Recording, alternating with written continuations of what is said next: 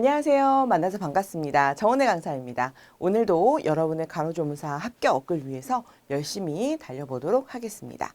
자, 오늘 알려드릴 과목은요. 기초간호학계요. 그중에서도 간호관리 파트 시작해 보실 거고요. 주관식 문제 첫 번째 풀어보도록 하겠습니다. 자, 문제 1번 보시죠. 우리나라에서 1885년에 세워진 현대식 병원입니다. 선교사 알렌에 의해 건립된 최초의 의료기관은 무엇인가? 정답은 광해원입니다. 우리나라에 세워진 한의원 말고 서양식 첫 번째 의료기관은 바로 광해원이 되겠습니다. 자, 역사를 또 한번 살펴보도록 할게요. 자, 조선시대에서부터 우리나라는 어떤 식으로 간호가 이루어졌는가? 첫 번째, 우리나라 간호사는 예전에 의녀라고 불렀습니다. 대장금, 그분이 의녀에서 시작됐다는 거 아시죠, 여러분들? 자, 의녀였었고요. 자, 의녀 제도는요, 우리가 다 차근차근 어떤 분들에 의해서 초학이 간병이 내의에 의해서 각 파트에 따라서 따로 일을 했었습니다. 자, 분리를 한번 해보면은요. 자, 책에는 은야 견과조라는 책을 이용해서 초학이라는 분이요. 이렇게 학생들에게 가르침을 주시는 분들은 초학이, 또 간병이, 환자를 보는 분들은 간병이, 그리고 지금 공무원급으로 이제 궁에서 일하시는 분들을 돌보는 분들은 내의라고 불렀고요. 이분들은 사진법에 의해서 간호를 했습니다. 그래서 들어보거나 아니면 물어보거나 아니면 눈으로 보는 망진, 그리고 만져보는 촉진, 이 사진법에 의해서 이제 의녀 활동을 펼쳤죠. 자, 그리고 나서 이제 근대로 넘어오셔서 이제 정답인 것처럼 광해원에서 제중원으로 바뀌게 됩니다. 그래서 원래는 광해원이었지만 일주일 만에 이름이 병원이 제중원으로 바뀌었어요. 자, 이곳에서 하는 일은 무엇이었는가? 자, 대한의원을 다 포함해서 자, 이곳에서는 종두 사업 그리고 이제 진료를 보긴 했었지만 이곳에서는 주로 이제 일본인이라던가 아니면 이제 한국분 중에서도 돈이 많은 부유한 한국인 분들이 이제 이것을 이용하셨고요. 자, 우리가 꼭 알아야 될 것은 그렇습니다. 자, 보구여관. 자, 보구여관. 이게 왜 중요한가? 여성과 관련된 그리고 간호와 관련된 굉장히 중요한 기관이기 때문에 그렇습니다. 자, 무엇이 중요한가? 우리나라 최초의 간호사 교육기관입니다. 그래서 여기에서는요. 입학 조건도 굉장히 까다로웠고요. 들어오시면 아주 체계적인 공부를 하실 수가 있었었죠. 자, 입학 조건을 보시면 일단 첫 번째 부모 승낙서가 필요하고요. 또 두 번째 건강하신 분만 가능했었습니다. 그리고 이제 이분 쉬일즈라는 분들이 사역의 힘으로 이제 온 분이기 때문에 교회 추천서가 좀 필요했던 부분이 있었대요. 자, 다음에 연령 제한도 21세에서 31세까지 가장 훌륭하고 건강한 지능과 신체를 가지신 분들만 뽑았습니다. 그래서 이런 분들을 대상으로 지금 현재 우리가 하는 것처럼 이론도 하고 실습도 하는 이런 것들을 다 겸비했던 부분이 어디였는가? 보구여관에서 이런 것들을 담당했었죠. 자, 다음에 2번 넘어가겠습니다. 자, 간호보조원의 명칭이 간호조무사로 변경하게 된 해는 1987년입니다. 자, 간호보조법이 공포되며 간호조무사 협회 창립과 더불어 처음 간호보조원이라는 명칭을 사용하게 된 때는 언제인가? 정답은 1973년. 자, 우리나라 간호조무사 협회의 창립은 아셔야 됩니다. 1973년 되겠습니다. 그 다음에 3번. 자, 간호 분야에서 공적이 큰 간호사에게 주어지는 기장입니다. 자, 기장은 뭐냐면 큰 깃발. 그래서 금색으로 주로 이제 술이 달려있고 막 흔드는 이런 깃발 있잖아요. 이런 것들을 우리가 이제 기장이라고 불려주게 되는데 상장 대신에 이제 수여하는 거죠. 자, 이런 기장으로 세계 최고의 영예인 나이팅게일이 기장 수여는 몇 년에 한 번씩 주고 있는가? 이제 기장을 실시하고 있는가 주는 것을 정답은 2년입니다. 자, 그래서 국제간호사협회라고 부르는 ICN에서 이 깃발을 주는 것이고요. ICN은 처음에 1899년 영국에서 조직된 분들에 의해서 만들어진 협회입니다. 그리고 우리나라는 1946년에 종전 후에 가입해서 1957년에 수여받은 경험이 있죠. 우리나라도 깃발을 받았답니다. 자, 다음에 4번 보실게요. 자, 간호는 인류의 시작인 모성의 보살핌으로부터 출발해서 인간의 생활과 함께하는 활동으로 자기간호, 가족간호, 종교적 간호를 거쳐서 지금 현재 직업적 개념이 현대간호에까지 이르게 되었습니다. 자, 현대간호의 기본 개념 3가지는 그럼 무엇이 있는가? 정답은 이렇습니다. 전인적, 개별적, 총체적. 자, 그리고 나서 우리가 또 다른 것도 배웠을 거예요. 전인간호, 환자 위주, 재활간호. 사실은 다 같은 얘기인데 단어만 좀 요래조래 좀 바꿔놓은 거예요. 그래서 같은 개념이라고 보시면 됩니다. 자, 첫 번째, 전인간호 다 보는 거예요. 전체적으로 전인간호 보는 것이고요. 또 개별적 환자 위주 같은 얘기입니다. 그래서 보시면 환자 하나하나 개별적 우리 필요한 거를 봐주는 거죠. 자, 예를 들어서 저는 아침에 7시에 밥을 먹고 싶어요. 저는 아침에 9시에 밥을 먹고 싶어요. 자, 이러신 분들이 있어요. 그러면 굳이 뭐 간호활동에 큰 영향을 주지 않는다면 해줄 수도 있죠. 그게 바로 개별적 간호, 환자 위주 간호가 되겠습니다. 또 세 번째 총체적 간호 그리고 재활 간호인데요. 재활. 다 보는 거죠. 자, 근데 여기에서 환자를 다 누구나 빠짐없이 다 본다는 얘기고요. 여기에서는 예방, 치료, 재활 이렇게 싹 다 총체적으로 본다라는 뜻입니다. 그러니까 이 재활간호의 개념은요. 우리는 치료만 하는 게 아니라 치료를 넘어서서 관리까지 들어가는 재활간호의 개념이 현대에서는 다 포함이 되게 되어 있는 것이죠. 자, 다음에 5번 보겠습니다. 자, 간호의 기능은 변하지만 간호의 본질은 변하지 않습니다. 간호의 기본 목표인 인간의 삶을 개선시키는 간호 개념 중에서 변하지 않는 간호의 본질 두 가지가 있습니다. 사실 저에게는 굉장히 어려운 부분이기도 한데요. 정답은 이렇습니다. 사랑과 보호. 사실 시험에 이런 게 나오면 여러분 금방 푸실 수 있어요. 그런데 실무적으로 여러분 일하시다 보면 가지고 있기가 힘든 부분입니다. 가끔 그래요. 지금도 이제 병원에서 필드에서 일하고 있는 친구들에게 이제 물어보는 거죠. 아니, 환자가 그렇게 막 욕을 하고 막 그러는데 기분 안 나쁘냐고 물어보면 제 친구들은 환자가 얼마나 속상하고 마음이 아프고 몸이 아프면 나에게 욕을 하겠니? 그러더라고요. 아, 정말 대단하신 친구들입니다. 그래서 저도 보면 저는 어떨 때 보면 그 환자보다 그분들을 간호하는 제 친구 그리고 나아가서 여러분도 앞으로 이제 그런 영향을 선사하시게 되시겠죠. 여러분도 굉장히 훌륭하신 사랑과 보호를 가지고 계신 분들이 되겠습니다. 그리고 이런 것들이 일단 기본적으로 갖춰 주어야지만 그 위에 나아가서 기술이라던가 이런 것들이 이루어질 수 있겠습니다. 자, 정답은 사랑과 보호였고요. 자, 6번 보실게요. 자, 인간을 대상으로 모든 측면에서 그 사람이 갖는 건강상의 욕구를 이해하는 마음을 가지고 전문적 지식으로 판단하고 조직화된 간호에 의하여 적절하고 일관된 간호를 이루는 전인 간호를 시행하려면 간호의 3대 요소가 필요합니다. 자, 간호의 3대 요소는 무엇이냐? 사랑과 보호 말고 또 있었나요, 선생님? 있습니다. 자, 간호의 3대 요소, 지식, 기술, 사랑. 자, 일단 사랑은 너무 중요하다라고 했었죠. 그래서 간호 정신, 사랑 일단 이것이 기본적으로 베이스가 쭉 받쳐진 상태에서 그런 다음에 그 위에 이제 기술과 지식이 얹혀져야 됩니다. 제가 이 환자를 너무 사랑하고 너무 잘해주고 싶은데 바늘을 한 10번씩 찔렀어요. 그것도 또 환자가 원하는 부분은 아니거든요. 자, 그러다 보니까 스킬도 굉장히 중요합니다. 그리고 주사를 잘 놓으려면 알아야 되죠. 지식과 해부생리. 그래서 이런 세 가지 지식과 기술과 사랑이 우리가 간호의 3대 요소라고 생각을 하게 됩니다. 자, 다음에 7번. 자, 간호조직의 계층제 원리 중에서 통일을 위한 상위 체계 과정으로 효과적이고 질서 있게 배열하려는 노력을 무엇이라고 하는가? 정답은 조정의 원리입니다. 자, 조정의 원리는 여기에서도 나오고요. 나중에 여러분이 공부하시게 될 보건교육이라던가 아니면은 보건행정 쪽에서도 또 다시 한번 나오게 됩니다.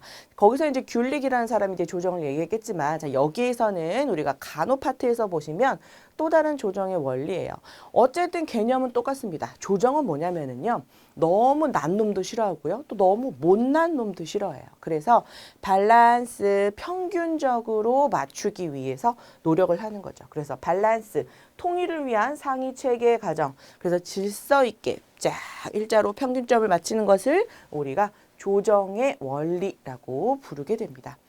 자, 다음에 나머지 우리가 배웠던 원리를 좀 보시면 첫 번째 계층제 원리. 피라미드 형식으로 되어 있죠.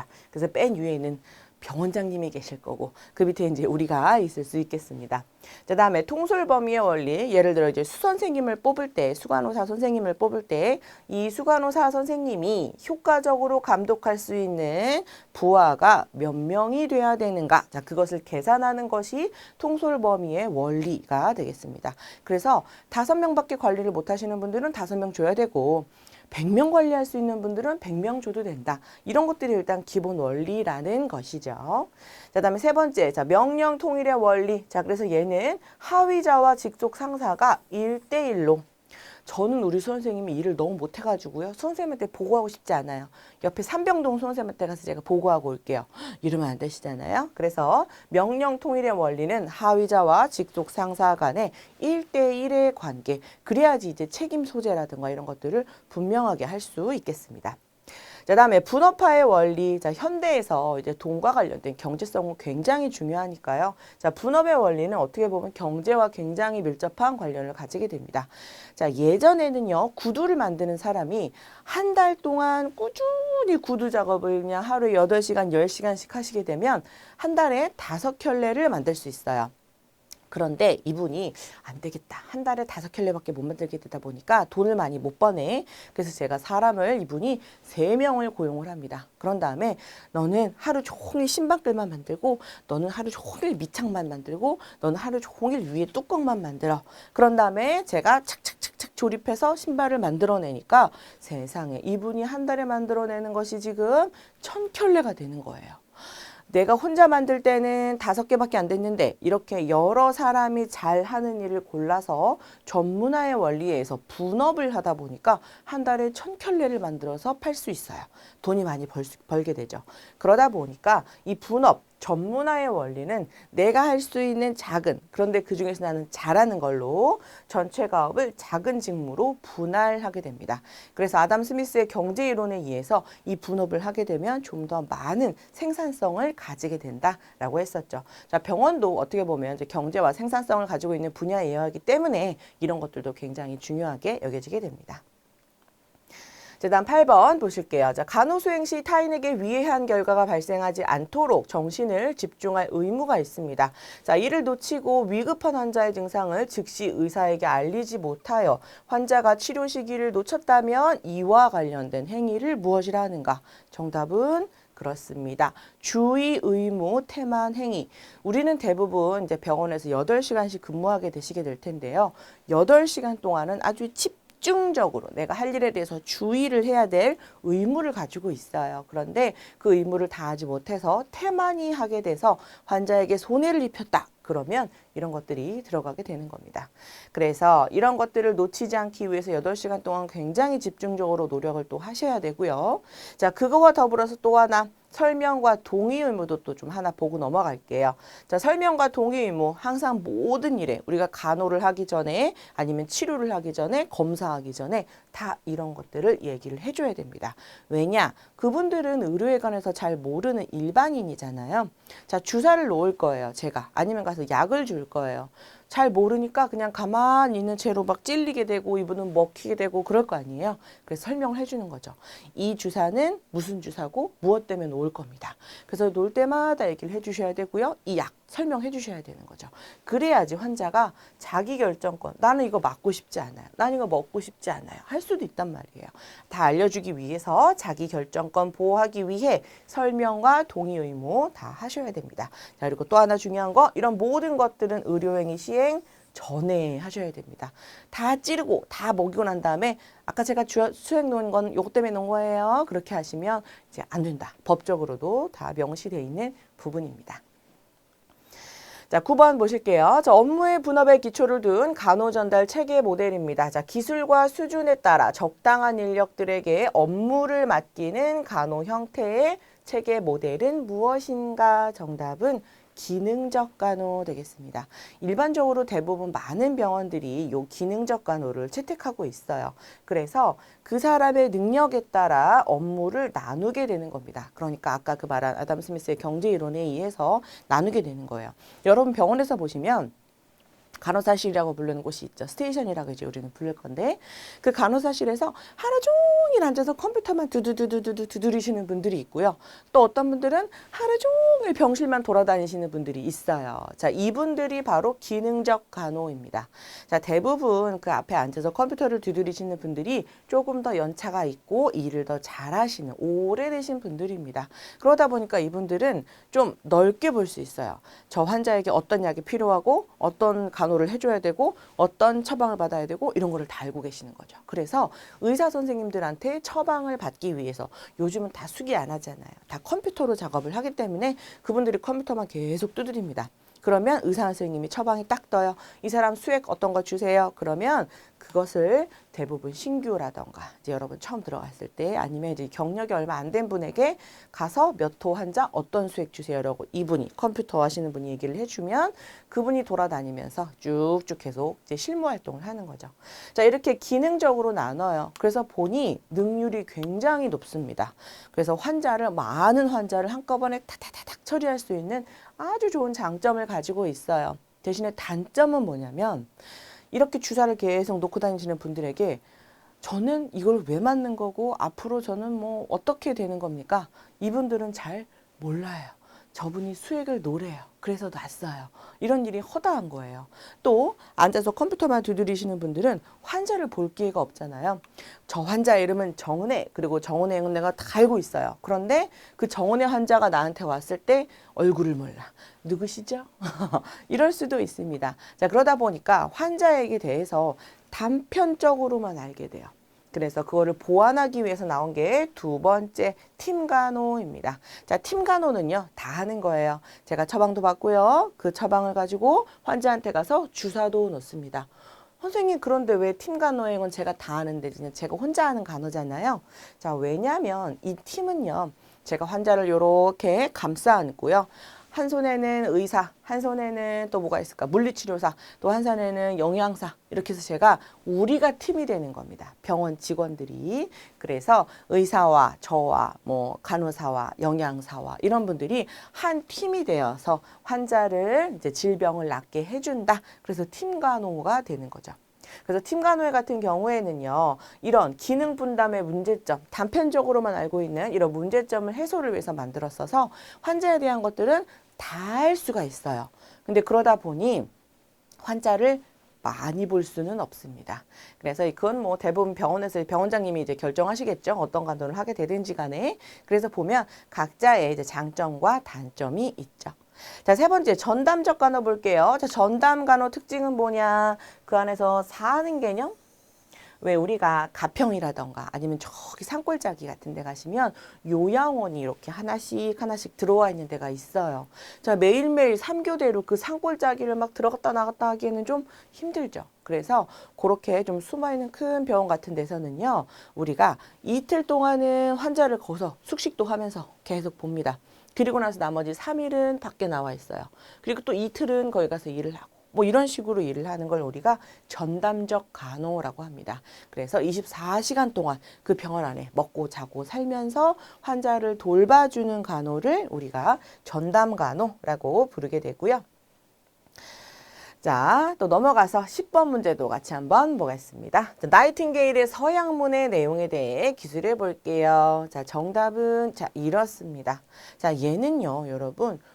그 객관식 지문 중에서 자, 다음 중 나이팅게일의 서양문의 내용 중 옳지 않은 것은 혹은 뭐 옳은 것은 이런 식으로 얘네들이 조금씩 고쳐서 나옵니다. 그래서 눈에 조금 더 익혀주기를 바라는 마음에 제가 넣었어요. 그래서 일생을 의롭게 살고 전문 간호직에 최선을 다할 것을 하느님과 여러분 앞에 선서한다라는 첫 번째가 있고요. 두 번째 항, 나는 인간의 생명에 해로운 일은 어떠한 상황에서나 하지 않겠습니다. 자, 두 번째 항, 그리고 세 번째, 나는 간호의 수준을 높이기 위하여 전력을 다하겠으며 간호하면서 알게 된 개인이나 가족의 사정을 비밀로 하겠습니다.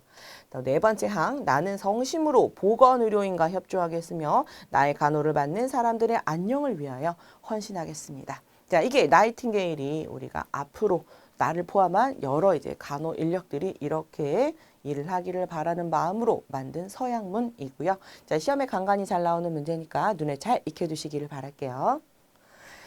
자, 11번 보겠습니다. 자, 간호조무사는 간호윤리와 도덕에 입각한 자세로 간호를 수행하고 간호사의 방침에 따라 업무를 수행합니다. 자, 병원에서 간호조무사가 가져야 할 간호사와의 역할관계에서 기본 행동은 무엇인가? 이렇습니다. 자, 원래는 간호 계획에 따라서 이제 그분의 일적인 프로토콜에 따라서 행동을 하셔야 되는 것이 원칙이에요. 근데 여러분 아마 실습하시면서 좀 속상하고 억울한 일도 좀 많이 당하셨을지도 몰라요. 그래서 원래 원칙은 알고 계셔야 됩니다. 우리가 그분들의 이런 사적인 건 해주시는 것이 아니라 간호 계획과 계획에 따른 지시 업무대로 행동하셔야 되는 것, 이것이 사실은 원칙입니다. 자, 12번. 자, 간호조무사와 의사와의 직업적 관계에서 의사가 환자를 진찰하거나 치료할 때 협조해야 한다. 자, 의사가 부도덕한 행위를 요구합니다. 자, 간호조무사의 올바른 태도는 무엇인가? 같이 참여하시면 돼요? 안 돼요? 안 되겠죠. 정답은 참여를 거부한다. 참여를 거부할 권리도 있고요. 하셔야 됩니다. 의무도 가지게 됩니다. 그래서 자, 의사와의 관계. 혹시 의사가 예를 들어 뭐 성형외과에서 가슴 수술을 하는데 그 열어놓고 수술하기 전에 막 쪼물쪼물 좀 하려고 해요. 그럼 너도 만져볼래? 그러면 네, 흐흐흐 하고 같이 만지시면 안 된단 말이죠. 안 하겠습니다. 자, 거부해야 되고 하지 마세요 라고 말하는 의무도 있는 거죠. 자, 간호사의 관계, 아까 말한 대로 간호 계획에 따라서 같이 협력하는 관계가 되셔야 되고요. 자, 동료와의 관계도 좋으셔야 됩니다. 이제 사실 뭐 어느 곳에서도 동료와의 관계가 좋을 수도 있고 안 좋을 수도 있지만 웬만하면 우리가 협력적 관계를 유지하시는 것 중요하시죠. 자, 환자 가족과의 관계 볼게요. 자, 우리가 가족에게 해줄 수 있는 것들은 이런 것들이 좀 있습니다. 자, 간단한 간호법 정도, 그리고 예방주치, 병원 시설 안내, 이런 것들은 우리가 환자 가족들 간에 이루어질 수 있는 내용들이고요. 또 환자와의 관계 중요한 거, 자, 직업적 관계 중요합니다. 자, 환자는요, 돈을 내고 병원에 치료를 받으러 오신 분들이에요. 근데 이제 간호를 하다 보면 짠한 부분도 있긴 있습니다. 예를 들어 할머니를 입원시켜 놓고 보호자가 오지를 않아요. 그러면 아이고 할머니 너무 안타깝죠. 그래서 안 되겠다. 내가 일이 끝나고 할머니를 좀 간호해 줘야겠다. 그러면 안 되는 겁니다. 그렇죠. 직업적 관계만이 필요합니다. 자, 다음에 환자에 대한 치료, 예후, 진단, 그리고 이런 것들은 다 설명하시면 안 되는 거 너무 중요하죠. 환자들은 다 너무 궁금한 내용들이에요. 전 앞으로 얼마나 여기 입원해야 되고 앞으로 어떤 치료를 받아야 되는 건가요? 너무 궁금하죠. 하지만 우리는 그것을 설명해 주거나 아니면 그거에 대한 뉘앙스, 비밀 누설 이런 것들 하시면 안 되겠습니다. 자, 동정에 대한 얘기는요. 자, 여기 직업적 관계, 우리 할머니 불쌍하네, 내가 도와줘야지 하는 건 안 되겠습니다. 그리고 지역사회 관계에서도 여러분이 나중에 이제 보건소에서 일하시게 될 기회가 되시면 대부분 무슨 협조라던가 이런 것에 대해서 좀 도와주는 이제 서포트 개념이 좀 필요하겠습니다. 자, 13번. 자, 환자는 질병에 대한 불안감이 크고 진단, 예후, 치료에 대하여 알고 싶어 합니다. 자, 환자가 진단과 치료에 대하여 물어올 경우 간호조무사가 취할 수 있는 태도는 무엇인가? 정답은 알려주면 안 되지요. 의사나 간호사에게 문의하여 주거나 혹은 이제 환자에게 조금 있으면 의사 선생님 이제 진료 보러 오실 거니까 그때 한번 물어보실래요? 하고 문의할 수 있도록 안내해 주시는 것이 가장 좋은 방법이 되겠습니다. 자, 14번. 자, 환자 간호 수행 시 간호조무사는 환자의 질병 상태뿐 아니라 그 사람의 기본적 정보에 대해서도 알게 될 때가 있다. 자, 이렇듯 직업상 알게 된 환자 그리고 다른 사람의 비밀의 정보에 대한 것 간호조무사의 올바른 태도는 무엇인가? 정답은 누구에게도 절대로 누설하지 않습니다. 그래서 포인트를 보시면 자, 일단 당연히 환자 거는 얘기하시면 안 되는 건 너무 잘 알고 있어요. 그러면 환자 아닌 사람은 얘기해도 되나요? 안 되죠. 자, 왜요? 다른 사람까지 싹 다 포함되기 때문에 그렇습니다. 예를 들어 볼게요. 저는 산부인과에서 일을 하고 있는데 누가 아주 유명하고 잘생긴 분이 누가 있을까? 정우성님을 한번 해볼까요?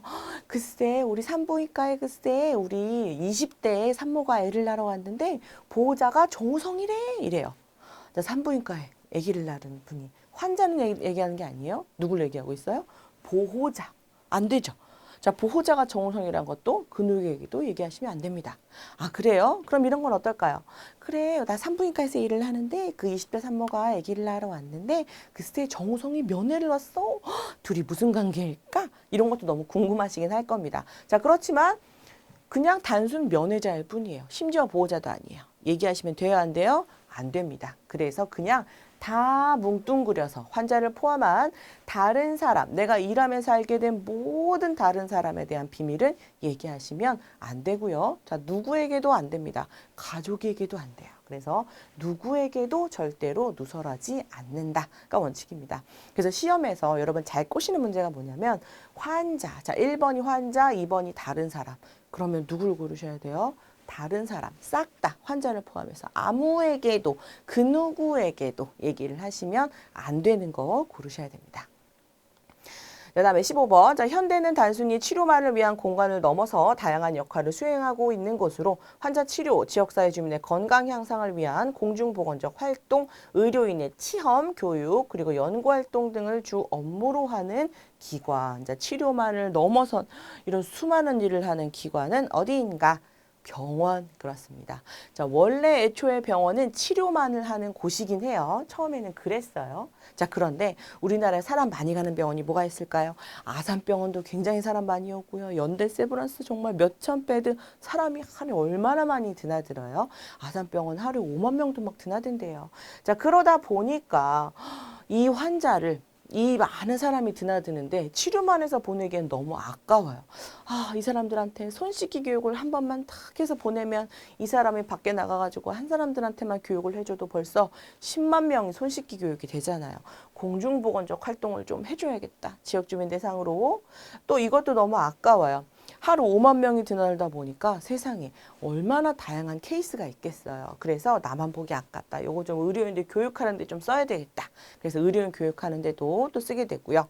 또 이런 케이스를 가지고 우리가 암에 대해서 뭐 연구를 한다던가 특수질병에 대해서 연구를 하면 나중에 미래에 또 굉장히 좋은 일이 생길 수 있죠. 혹시라도 그 병에 걸린 사람이 왔을 때 금방 낫게 해줄 수 있잖아요. 그래서 연구적인 역할도 병원은 담당을 하고 있습니다. 이 네 가지 역할, 병원의 기능, 치료는 너무 기본적인 거고요. 공중보건적 활동과 의료인 교육 그리고 연구까지 담당을 하게 되죠. 현대에서는요. 자, 다음에 16번. 자, 보다 나은 환자 건강의 증진을 위해서 간호종사자와 관련 분야 직원과의 협동 작업, 또 많은 종류의 물품, 기계, 설비 활용과 함께 사무적 처리의 능률화가 필요한 것이 간호행정입니다. 그래서 간호는 사실 이 행정뿐 아니라 여러 가지 복합적인 것들이 다 들어가 있긴 해요. 자, 그렇다면 자, 기본적으로 이런 복합적인 복잡한 간호행정은 누구를 중심으로 기획되어야 되는가? 병원장님을 중심으로 기획되어야 될까요? 정답은 환자. 그렇습니다. 환자가 편리하고 아니면 안전하게 이용할 수 있도록 이런 모든 행정들은 다 환자를 중심으로 기획되어야 됩니다. 자, 17번. 예전에는 간호조무사의 자격 인정은 시도지사분이 해주셨습니다. 자, 그렇지만 의료법 80조위에서 현재 간호조무사의 자격 인정을 해주는 분은 누구일까요? 정답은 그렇습니다. 보건복지부 장관님께서 우리 자격증에 저 밑에 써있죠. 보건복지부 장관이 여러분 자격증에 나중에 이제 분명히 시험에다 붙으실 건데 거기에 보시면 이제 A4 용지 사이즈 아주 두꺼운 종이에 보건복지부라고 써있을 겁니다. 자, 이제 이것을 기준으로 해서 우리 OX 문제 한번 풀어볼게요. 자, 1번. 자, 우리나라에서 1903년에 처음으로 간호사 양성을 시작한 기관은 광해연으로 오랫동안 간호사 교육기관으로 유지되어 오다가 1930년에 중단되었다. 맞을까요? 정답은 X. 자, 이 얘기는 지금 누구 얘기하고 있는 거예요? 보구여관 얘기하고 있습니다. 그래서 이 보구여관, 여성을 보호하고 구하는 기관이라 해서 보구여관이라고 했었고요. 아까 말한 대로 입학 조건은 굉장히 까다로웠습니다. 자, 2번. 현대간호는 환자중심 간호로서 간호정신의 근원에는 희생과 봉사정신이 있다. 그렇습니다. 저에게는 별로 없는, 제가 어렸을 때는요, 참 철이 없어 그랬을 수도 있는데 환자들이 저한테 반말하는 것도 너무 싫고요. 막 그렇게 싫더라고요, 환자분들이. 근데 어쨌든 저는 이제 간호 일을 하고 싶어서 오랫동안 이렇게 일을 해왔지만 어쨌든 이 근간, 사랑과 희생과 봉사정신이 없으면 참 힘든 직업이긴 합니다. 그래서 여러분들은 이런 것들을 일단 기본적으로 갖추고 있는 훌륭한 분이라는 것을 믿고 있죠. 자, 보겠습니다. 자, 기능적 간호 그리고 팀 간호 우리 잠깐 배웠던 거. 자, 기능 하는 일에 따라서 업무를 맡기는 것. 그래서 분리가 되어 있는 일을 기능적 간호라고 하고요. 팀 간호는 혼자 다 보는 거예요. 행정도 하시고 환자한테 가서 주사도 놓으시고 이런 일들을 다 하는 것을 팀 간호라고 부르게 됩니다. 자, 3번. 간호조무사가 직업 윤리를 준수해야 되는 이유는 도덕적 비난을 피할 수 있고 임금 협상 시 유리한 입장에 설 수 있기 때문이다. 정답은 X. 자, 물론 참 마음 도덕적 비난은 피할 수는 있겠지만 임금 협상할 때 윤리적인 간호사입니다. 돈을 더 드리겠습니다. 그러진 않잖아요. 그래서 유리한 입장에 설 수는 없습니다. 하지만 이런 것들은 가질 수 있죠. 법적인 책임관계 식별하는 데 도움을 줄 수 있고요. 내가 스스로 얼마나 자기에게 자랑스럽고 뿌듯합니까? 기쁨과 보람을 주고 양심적 판단할 수 있게 도와주는 것이 다 윤리와 도덕에 대한 기준이 되겠습니다. 자, 4번. 병실에서 화장실에 가기 위해 이동하려던 노인 환자가 미끄러져 넘어져 어깨에 골절상을 입었습니다. 자, 보호자가 환자와 함께 있었다면 병원 측에서는 아무런 문제가 없다. 정답은 X. 자, 우리가 아까 뭘 배웠냐면 주의 의무 태만 8시간 동안은 환자에게 아무 일이 없도록 잘 봐야 될 의무가 있는데 그거를 좀 놓쳤어요. 이제 그러면 우리가 책임을 물 수가 있습니다. 그래서 이제 밤 근무하시게 될 경우에는요. 항상 우리가 라운딩이라는 돌아다니면서 환자를 돌보는 작업을 하면서 침상 난간은 그냥 계속 올려주세요. 여태까지 제가 일을 하면서 한 번도 할머니, 할아버지가 화장실에 밤에 새벽에 갔다 왔다가 침상 난간 올리고 주무시는 분들은 못 봤습니다. 이제 그러다가 똑 떨어진단 말이에요. 그러다 보니까 계속 우리가 밤새 돌아다니면서 계속 침상 난간 올려주시는 거, 사이드 레일 올려주시는 거 굉장히 중요하죠. 자, 5번. 간호조무사의 개인 사정으로 퇴사를 해야 될 경우 근무에 지장을 주지 않는 한 퇴사 당일까지 미리 알릴 필요는 없다. 정답은 X. 근데 이건 뭐 사실 병원의 역할뿐 아니라 여러분들이 이제 어디에서 일을 하시든 간에 혹시 이런 일을 하게 될 경우 퇴사라던가 아니면 뭐 하루 빠지게 될 경우 이럴 때에는 미리 알려주시는 것이 너무 당연하시고 기본적으로는 한 달 전에 퇴사를 밝히고 인수인계한 후에 이제 그만두시는 것이 원칙이죠. 또 부득이하게 근무 시간 변경을 하게 될 때는 미리 알려주시는 것이 중요합니다. 이제 가끔 요즘에 이제 카톡 문화가 통문화가 너무 발달이 되어 있기 때문에 이제 가끔 너무 젊으신 20대 분들이 이제 아침에 선생님 저 오늘 못 나가요 이러고 카톡으로 딱 남기고 핸드폰 꺼놓고 잠수하시는 분들이 가끔 있습니다. 여러분은 물론 그러지 않으시겠지만 그러시면 안 되는 거 너무 중요합니다. 그 다음에 6번. 자, 간호조무사는 면역력이 약한 환자를 간호하므로 자신의 감염 질병을 환자에게 옮기지 않도록 건강에 힘써야 하고 능률적 간호를 위해서도 먼저 자신부터 건강하고 강인한 체력을 가져야 됩니다. 정답 맞습니다. 그래서 병원에 일하시다 보면은 아무래도 감염, 세균이 많이 있는 곳이다 보니 감염 환자도 많고 폐렴 환자도 많고 뭐 호흡기 환자도 많아요. 그래서 옮기게 되는 경우가 생길 수가 있죠. 그래서 마스크도 열심히 쓰고 다니셔야 되고요. 손 씻기도 열심히 잘 하셔야 되고요. 집에 가서 최소한 8시간 이상의 수면도 좀 취하셔야 됩니다. 그래야지만 이렇게 내가 건강하고 강인하게 체력을 갖춰서 우리가 환자를 돌봐줄 수가 있죠.